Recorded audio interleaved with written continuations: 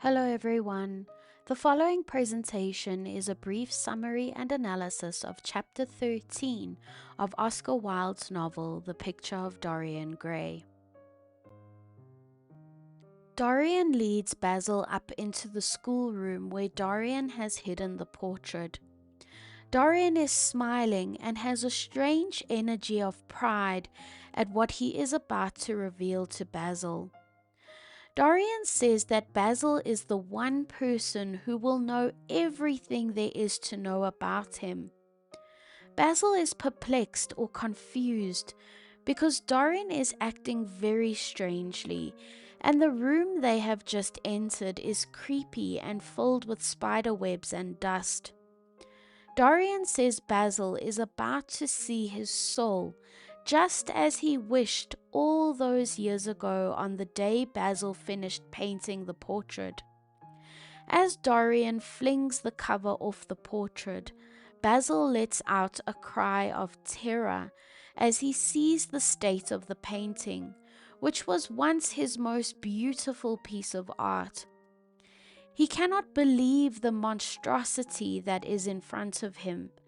Yet at the same time, he knows it is his work, the very same portrait he painted of Dorian Gray. Dorian simply stands next to Basil, observing Basil's reaction unfold. Dorian is disturbingly calm as his deepest secret is revealed. Dorian reminds Basil about the wish he made all those years ago when he saw the painting for the first time. Basil is in complete shock. He can't believe what Dorian is suggesting about such a wish coming true. Basil tries to reason that surely there must be some scientific explanation for this. Dorian asks Basil if he can see the perfect young man that he admired as the ideal muse for his art in the portrait. Basil is horrified because there is nothing of the same beauty in the portrait in front of him. The face on the canvas is so horrific. It looks like a corpse or the devil himself. Basil sinks into a chair and starts weeping. He begs Dorian to pray for the redemption of his soul. At this stage, praying for his soul is Basil's last resort to try and save Dorian's soul. Basil says that he himself also needs to pray for forgiveness. He needs to be forgiven for admiring Dorian as much as he did. Perhaps he was wrong to put Dorian on such a pedestal as the ultimate inspiration for his artistic pursuits. As a final and desperate attempt to salvage something in this horrific situation, Basil begs Dorian for them to pray together. Dorian tells Basil it is now far too late for prayer or any divine intervention. Basil desperately pleads with Dorian, expressing how he cannot believe what Dorian is saying. He tries to reason with Dorian by saying he knows Dorian is still his friend, the same noble and beautiful Dorian he painted, and that Dorian can choose to be a better person. He begs for Dorian to listen to him. Dorian is suddenly overcome with an intense and overwhelming feeling of hatred towards Basil.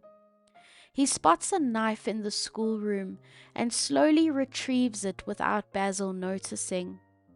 Without warning, Dorian rushes towards Basil and stabs him right in the neck again and again until Basil's body stops moving. Dorian's sudden hatred toward Basil Hallward, culminating in Basil's murder, is a complex mix of fear, shame, and self-preservation in response to Basil's confronting him with the truth. Basil represents the moral conscience that Dorian can no longer suppress. When Basil confronts Dorian about his increasingly corrupt and immoral life, Dorian panics. He knows Basil has seen the painting, which reflects all of Dorian's sins and the degeneration of his soul. This makes Basil a direct threat to Dorian's carefully maintained secret image. It can be said that Dorian cannot face his own corruption. Instead of confronting his own guilt, he tries to escape it by blaming Basil for judging or trying to shame him. Hatred becomes a defense mechanism, an attempt to keep a sense of control about his secret.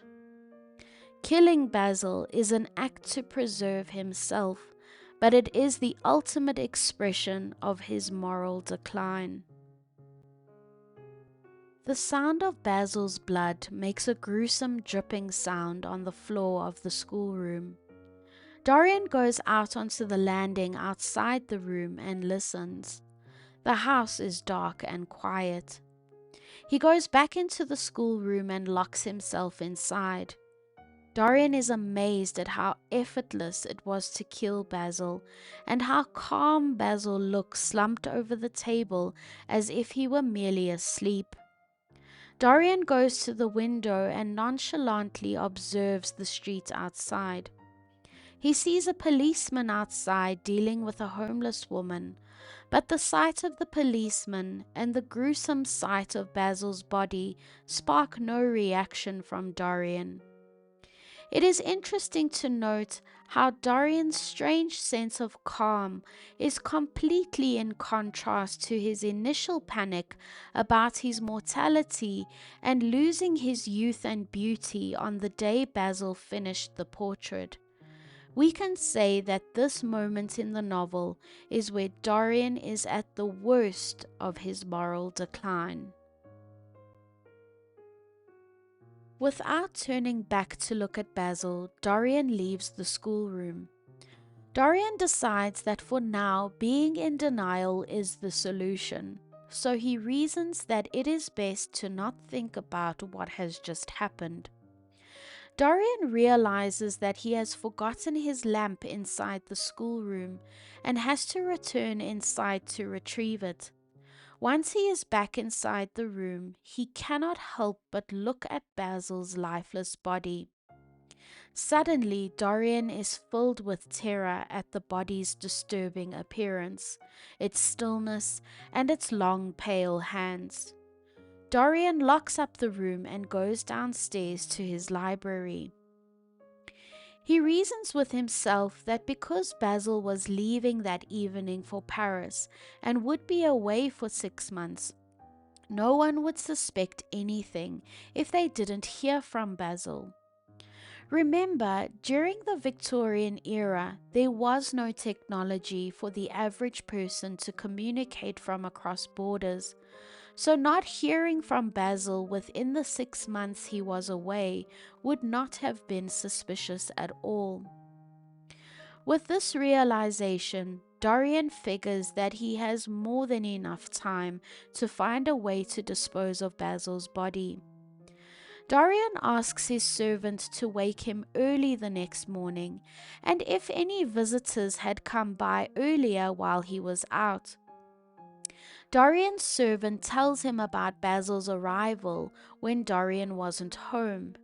Dorian acts innocent and says he will wait to hear news from Paris. The fact that the servant encountered Basil when Basil was looking for Dorian works in Dorian's favor as an alibi if needed. No one saw Basil come back with Dorian to his house, so Dorian could simply claim he never saw Basil. With his servant gone, Dorian quickly retrieves his address book and finds the address of a man named Alan Campbell. After killing Basil, Dorian is initially horrified by what he has done, but he quickly becomes calm and focused on hiding the crime. This shows that although a small part of his conscience still remains, he has mostly lost his sense of morality. By deciding to call Alan Campbell, whom we will learn in the next chapter is called to get rid of Basil's body, Dorian shows how cold and selfish he has become. He sees Basil's death as a problem that needs to be solved, not something to feel guilty about. Thank you for watching this presentation on Chapter 13 of The Picture of Dorian Gray by Oscar Wilde. Keep an eye out for summaries and analyses of the rest of the novel.